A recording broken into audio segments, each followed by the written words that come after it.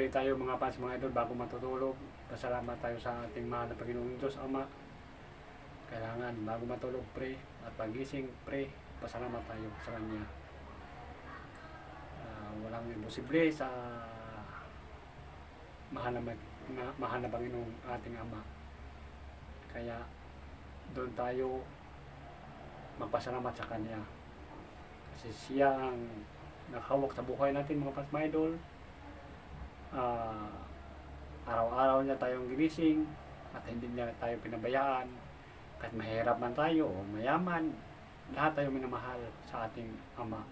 Mahal ng Panginoong Diyos Ama dyan sa taas. Kailangan lagi tayo magpasalamat sa Kanya. Mga fans, mga idol, sana pag dumaan ako sa hall nyo, paki-like and share naman, comment, para matuwa naman ako at suportahan niyo ako palagi. At maraming salamat nga sa inyong lahat mga fans, mga idol, sa inyong walang sawang pagsuporta.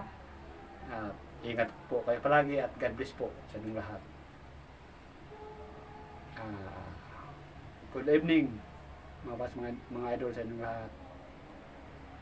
Sa taot muna mga fans, mga idol. Good night.